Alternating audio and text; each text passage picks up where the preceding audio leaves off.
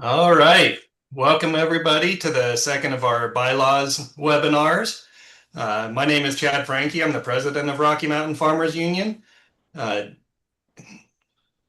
this is a chance for our members to interact with our new bylaws working group.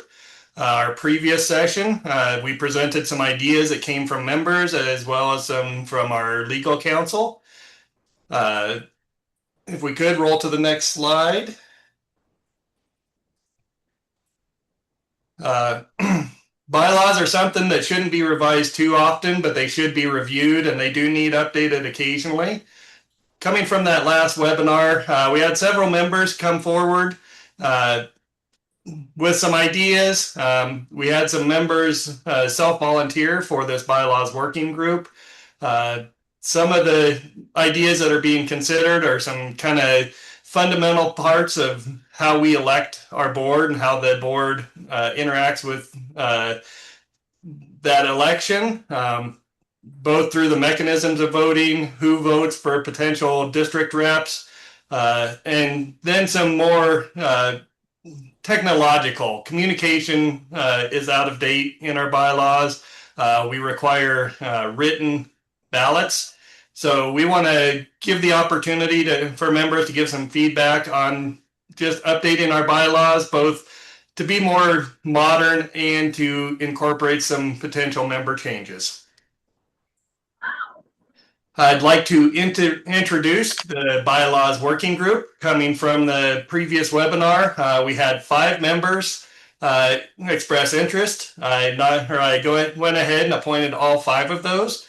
They are Dave Carter, Bill Thompson, Gordon Westhoff, Patrick O'Neill, and they elected as their chair Ivy Jean Reynolds. I've been participating in a advisory capacity with the bylaws working group, trying to think of unintended consequences and also advising on how certain things could or maybe could not be implemented and how that would look if these proposals pass. So with that, I'd like to introduce Ivy Jean Reynolds, the chair of the bylaws working group. Thanks, Chad. I'm having technology problems today. All right, here we go. So just a refresher on the change to the bylaws process. Proposed amendments from members need to be submitted before the convention. This year, that deadline is September 21st, 2026. If you want the bylaws committee to review them, you should submit them before then, because the bylaws committee will be, or bylaws working group will be sending their recommendations to the board of directors by September 21st.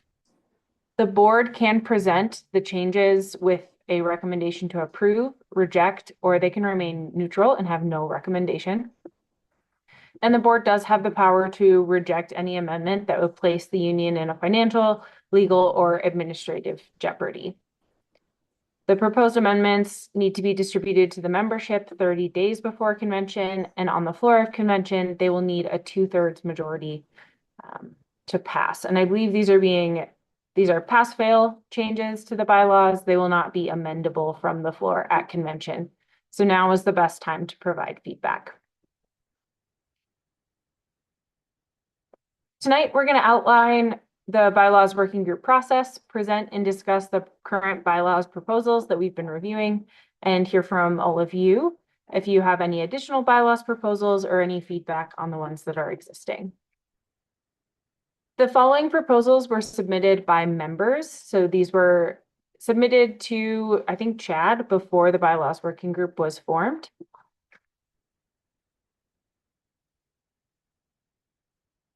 How our group has been making decisions is we review a member proposal or a proposal from the legal team, or we make proposals ourselves. We review any feedback from the survey, and you'll have a chance to participate in that at the end of today's webinar. Then we debate among our working group members, and we take a vote. Now, these votes are preliminary. It's simply to determine if we want to move forward with our discussion and tackle something else. And we won't make any final decisions until both our member webinars have been completed. So we won't make up our minds for sure until early September.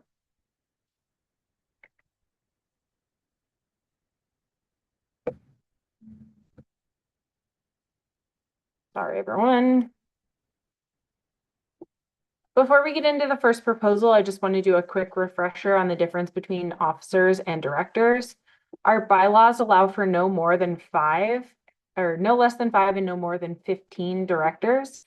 And these are based on districts established by the board. A director must be a resident of both of the district they're elected in. And they are elected by all delegates at annual convention for a 3-year term. There must be an odd number of directors. The officers, there's only 2 officer positions in our bylaws as they currently read, the president and the vice president. They're elected by all delegates at the annual convention for a 3-year term, but they can be a resident of any district. They do serve as additional members of the board of directors.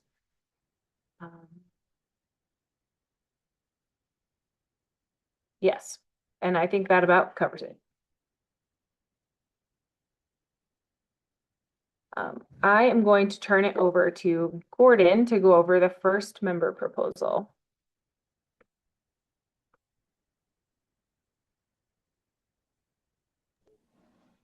This is the member proposal number 1, our term limits for the board of directors and officers. This is what we've come up with: 2 or 3 term limit for director and officer positions, which may be held consecutive, and each of which carry their own independent limit. This allows for the director to be elected to an officer position or an officer elected to a director position, even if they have previously reached their term limit of 2 to 3 terms as a director or officer. That can get a little bit confusing, but I guess if you're a director and you want to be an officer, you can do your 2 or 3 terms as a director and then go into the officer position as vice president or president. That's a pretty good example there. We permit return to the board or officer position after sitting out 1 election cycle. And we're kind of asking for feedback. 2 to 3 terms. We kind of threw it up in the air. I'm stuck on one and somebody else is stuck on the other one. So we're kind of up in the air. We'd like to get a little feedback from the members, and a possibility that no one runs for an open board seat. And we haven't really we've discussed it, but we kind of left it up to the members of the organization to kind of help us, make a decision on the 2 or 3 term limits. There's 3 years for a term. So if you do 2 terms, it's 6. If you do 3 terms, it's 9. We figured 9 years is quite a long time. Everybody should have their ducks in a row by then, and maybe they can either step down and guide the new person or vice versa. So we're just looking for some feedback or some open discussion or something.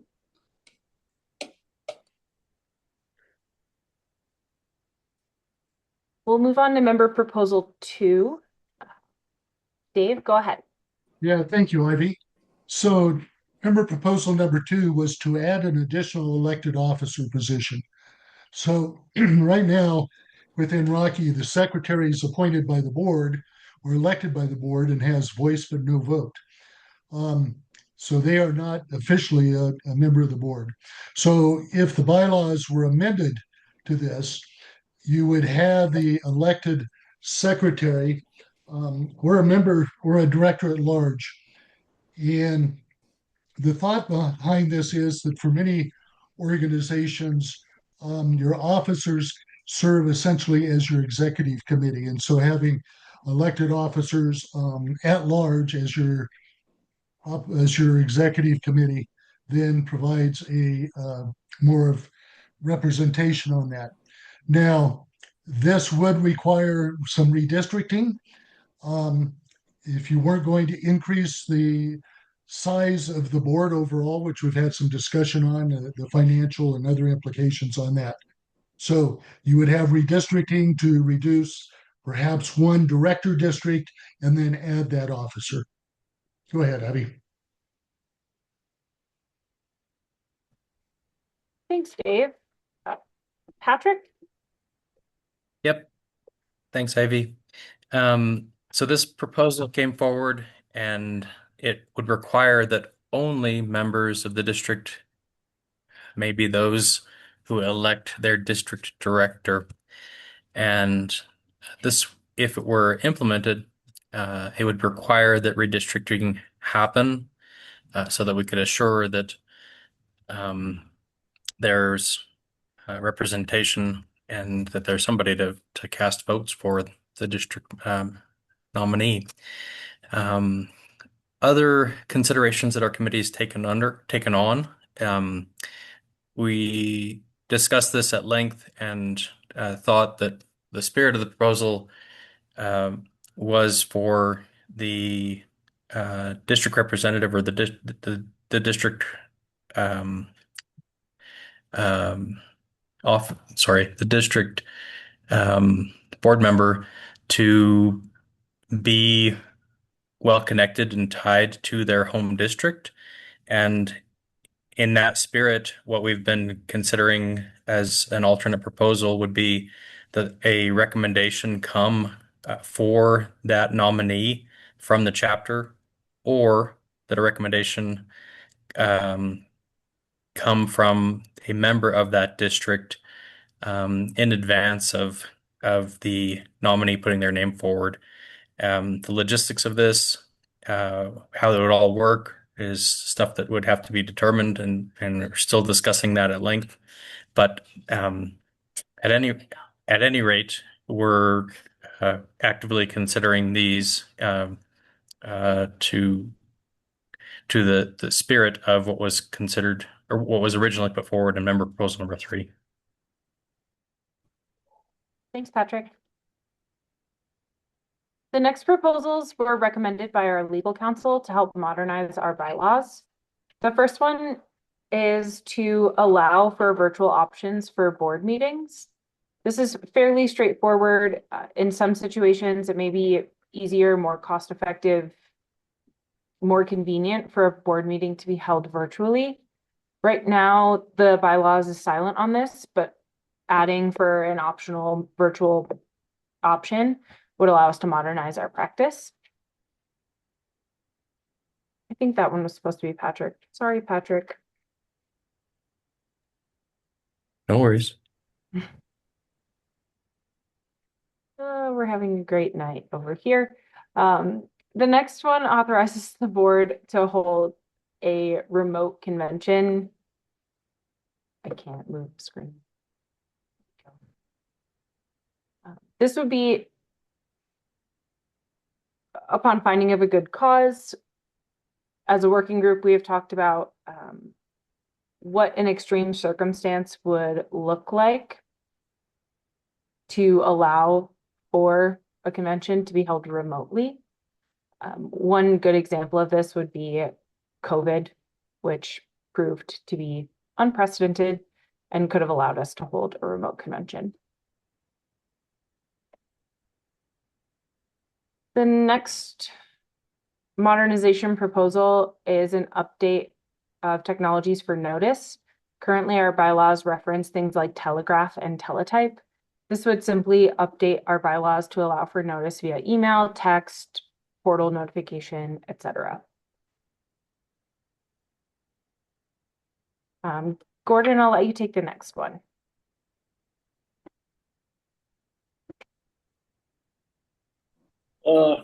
Removing requirement for custodial and physical affixing of the corporate seal. This would increase in paperwork and documentary burden that is outdated practice, and it is not required by Colorado law.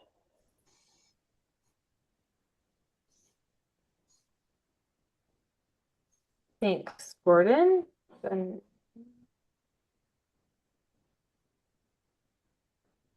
Bill, would you like to cover the next one? Thank you. This one would allow electronic voting from the convention floor.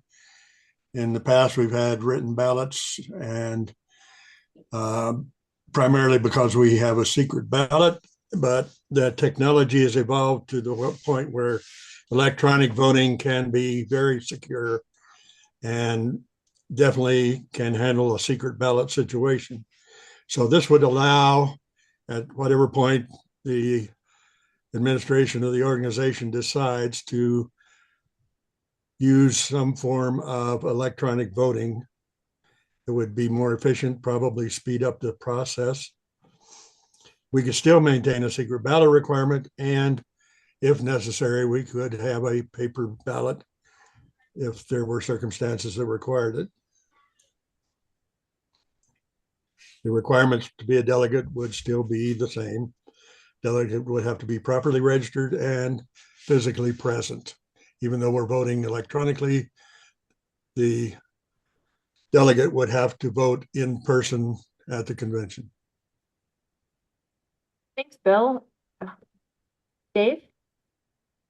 So the next one we wanted to address was to create modern mechanism for the removal of directors. Rocky's bylaws currently are fairly silent on that. And under the Colorado Co-op statute, there's limited options for removal of the directors. So most nonprofits will have some sort of a procedure for removing directors for cause. This would be signed by 10% of the members of the board of directors within 90 days of the board. They'd have to schedule a meeting to have a vote of determination.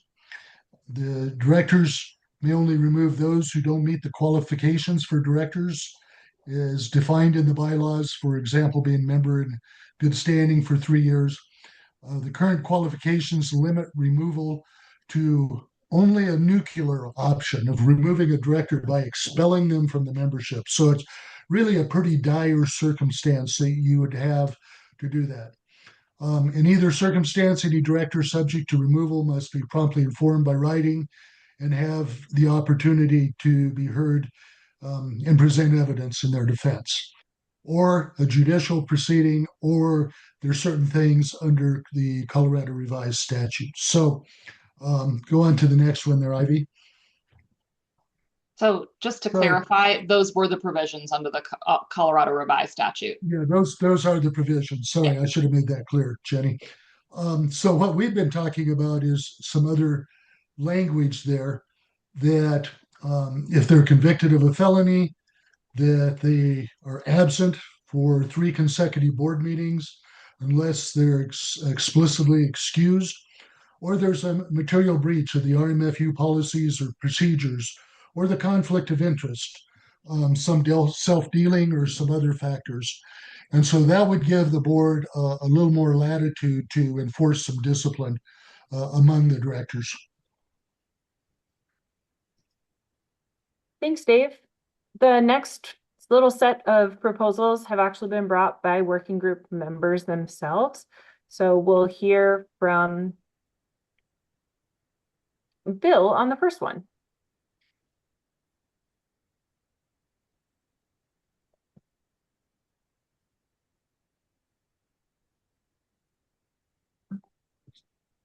Bill, you're on mute.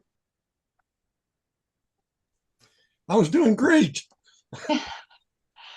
Currently, the bylaws require the board to redistrict, quote unquote, periodically. This would create a timeline for redistricting to make sure that the board of directors is balanced with even more representation for our membership.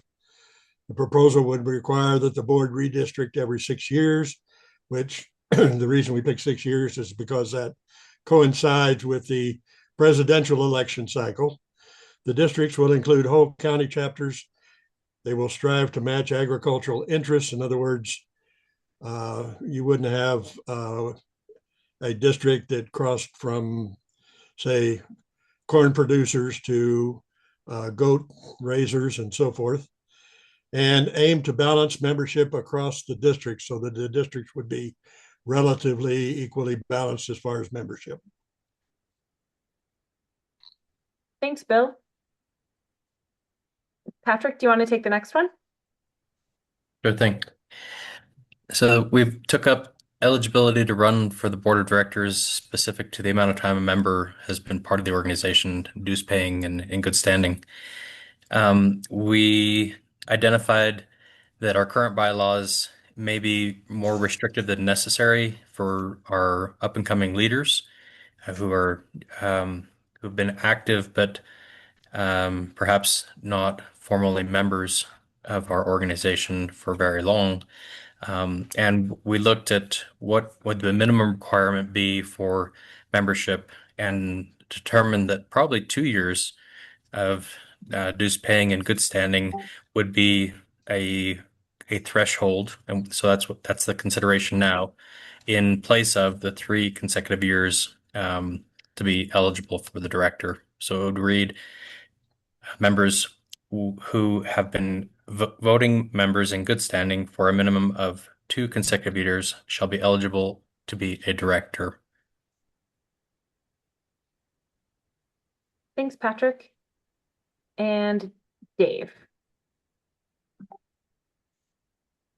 So last thing we really have here is a timeline for revisiting bylaws. And as President Frankie said at the outset, you don't want to do this all the time.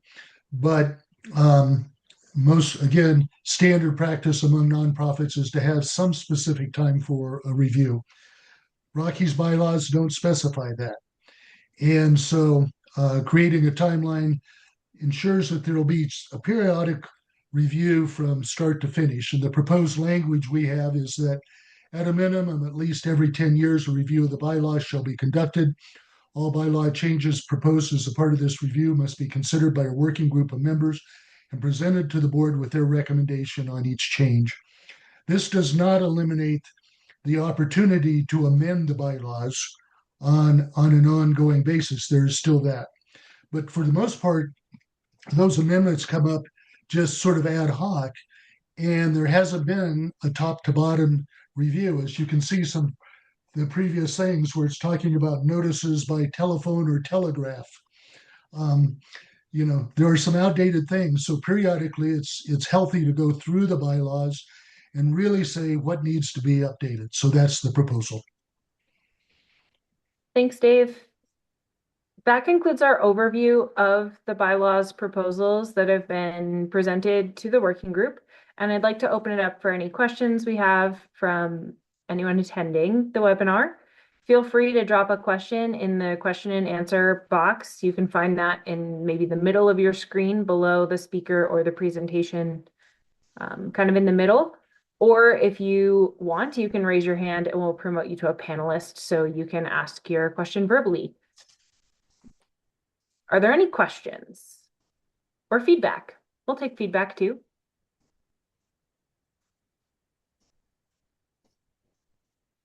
Tyler, could you please promote the attendee with their hand up?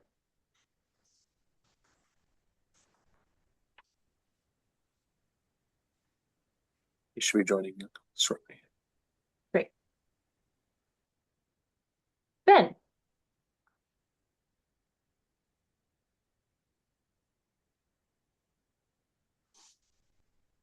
If you can come off of mute. There you go. Can you hear me? We can. Good. Well, first of all, I want to thank the board for taking on this and appreciate those of you that are on the panel and the committee for taking on this.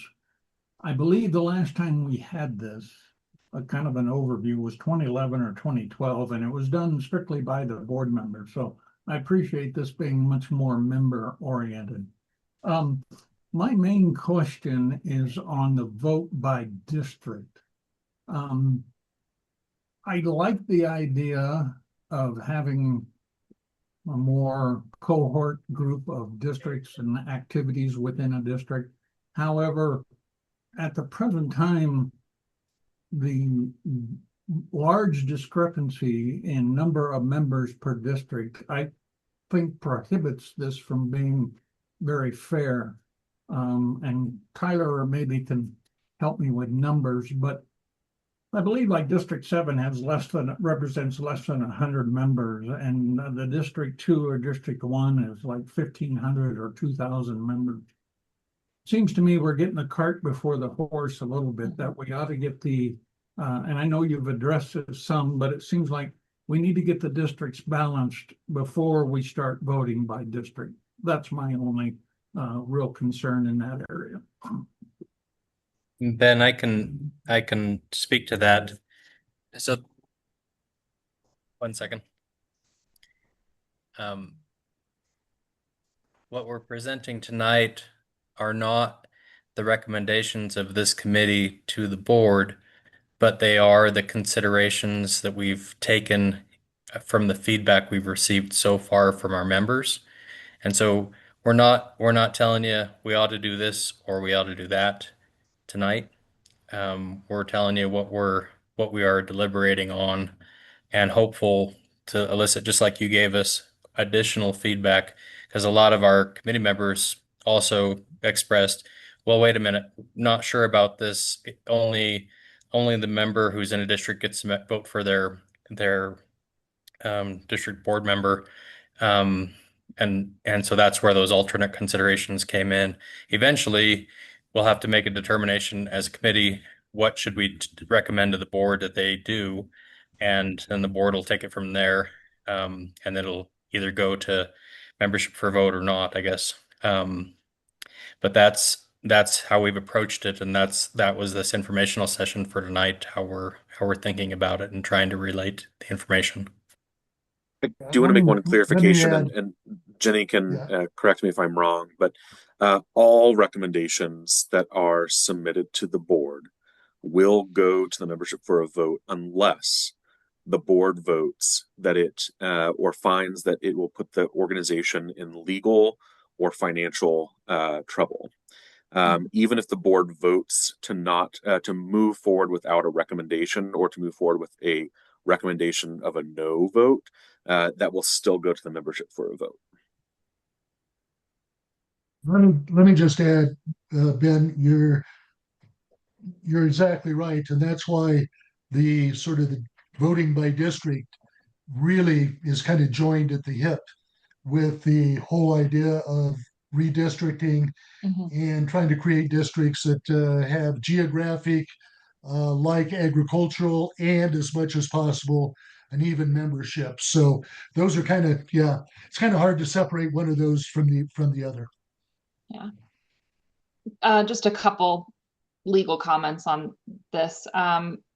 Tyler, yes, you're correct. But I can't remember, I think it's listed in here what percent of the vote, but if it imperils the organization, then the board can vote to not put forward the recommendation to the membership for a vote at all, if it's going to imperil the organization legally or financially. Like it could put the organization into ruin, then the board can just not even put it forward. They can say a no vote and put it forward too. There's like 3 options for what the board can do with any of the recommendations. And then second, I wanted to clarify on this amendment for having direct election by the districts.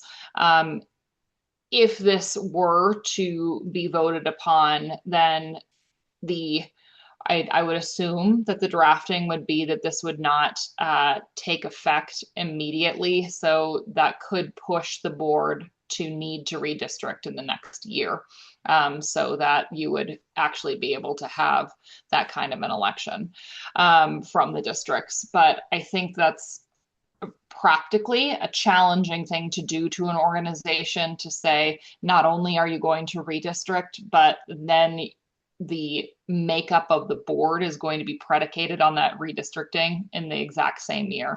So I think those are measures that would need to be considered by the board if this committee ultimately decides to put forward that proposal.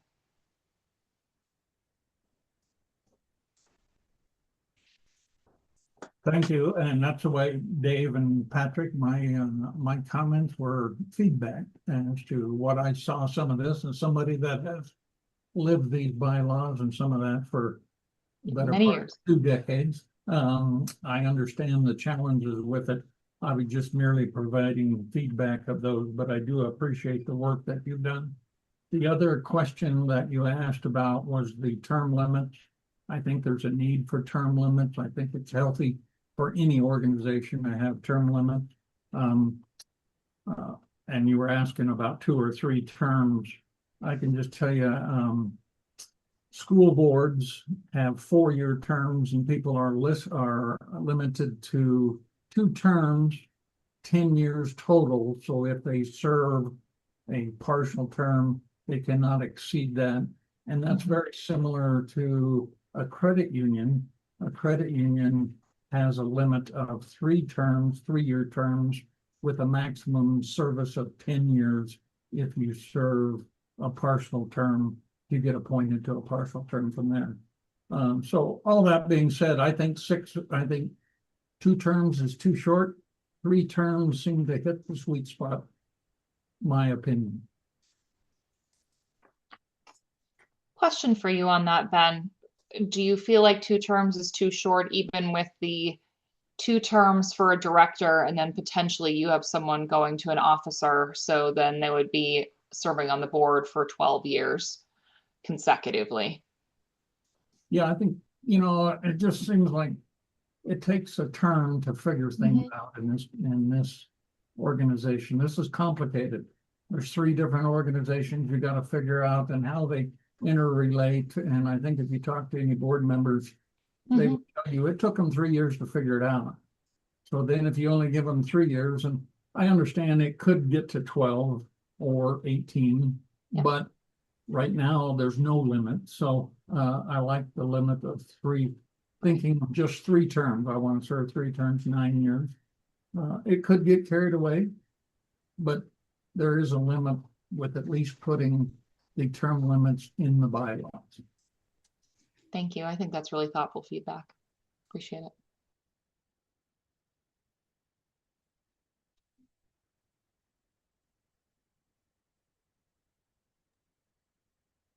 Most all the others I do agree with and like your input. Like I say, I appreciate all your work. Thanks, Ben.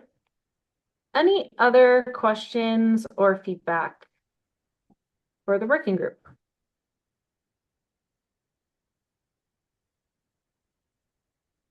I would love to pose a question to those who are here, since we didn't get direct input on this one.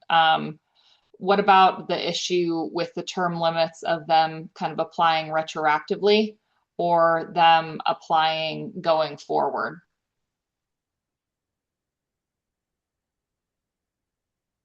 Do any of you want to weigh in on that while we have you here? Aren't they serving as 2 different responsibilities? Like the director is a different, he's on the board, but if he wants to become vice president or president, the decision making is a little different there.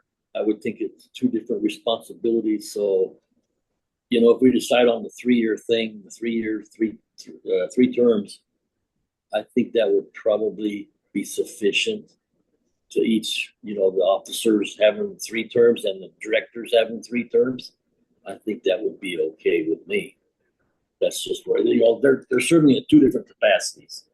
Yeah, I mean, kind of in a different sense of, if you were to draft this as a bylaws proposal, we'd have to say whether this is going to apply to our current sitting board of it. For those who've already served 3 terms, would they be barred basically from running in the next election, or would we do that for those going forward?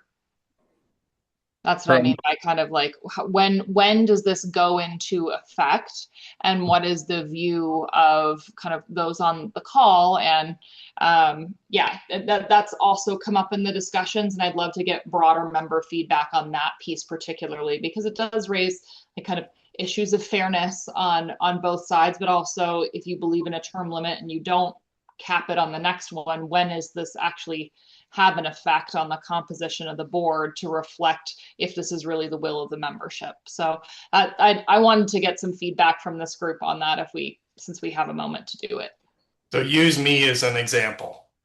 I've been elected twice, more than twice, as vice president, twice as president.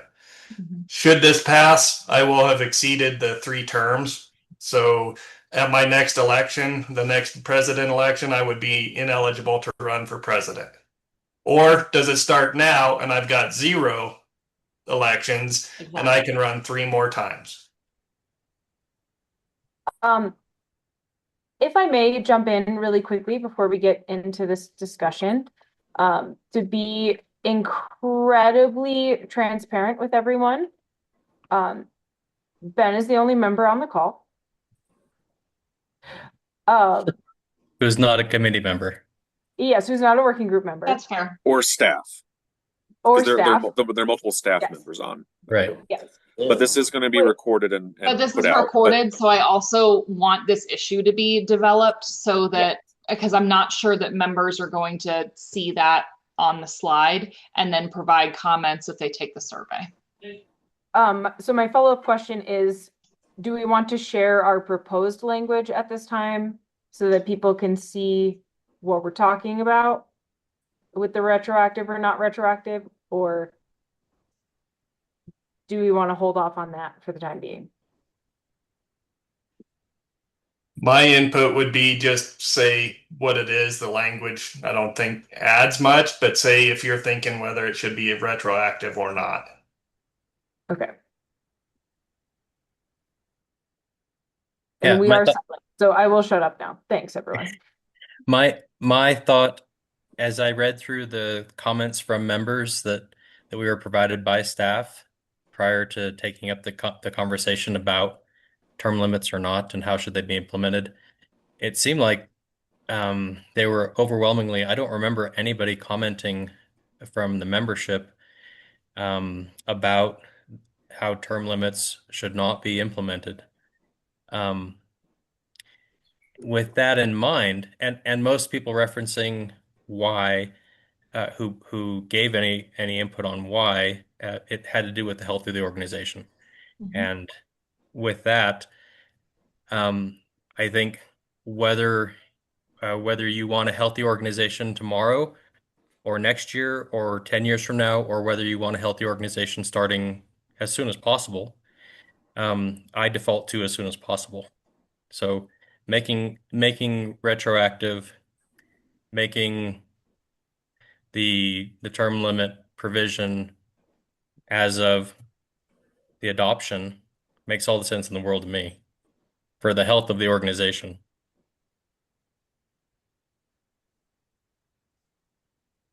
Bill? Thank you. I'm going to slightly disagree with Patrick because I think we have to consider the whole mix here. We have a proposal for redistricting in addition to term limitations, and we have other proposals that would affect the districts, how they're organized. And I think it's going to, if one or two or all of these pass, it's going to take some thought and some coordination to figure out how this all fits together. And so if we were faced with a simple proposal, one thing, do we or do we not impose term limitations right away? That's a simple question. But when we talk about, are we going to impose term limitations and redistrict and add a district, and it's going to get really complicated.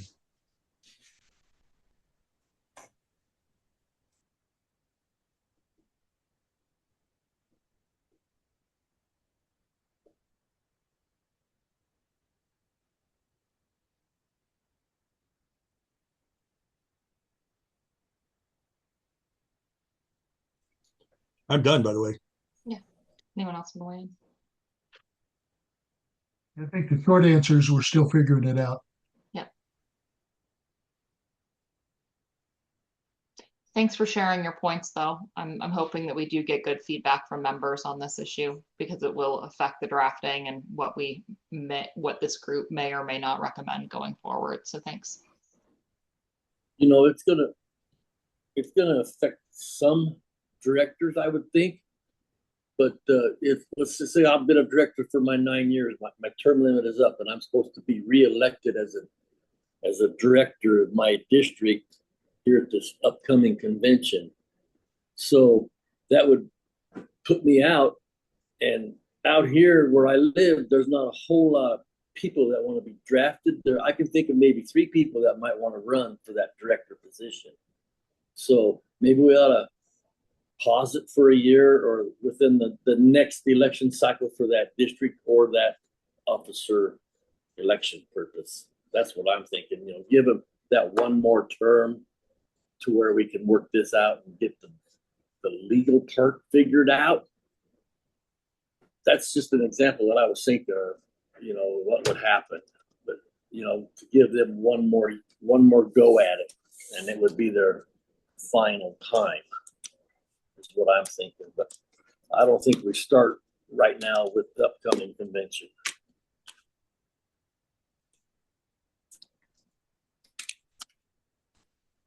Just my thoughts. I think you would probably want to make this effective in the following year's convention still, Yes. but even still, like the retroactive or the going forward makes a huge difference to when this actually reflects change on the board. Right.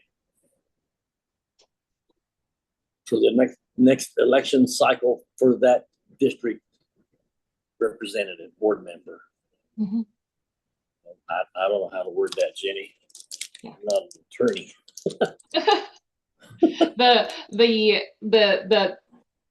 The idea behind it is well taken. So Yeah. we can memorialize that if that's again what the Okay. bylaws working group wants to propose. Anyway.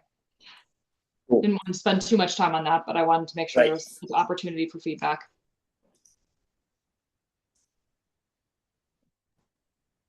Anything else?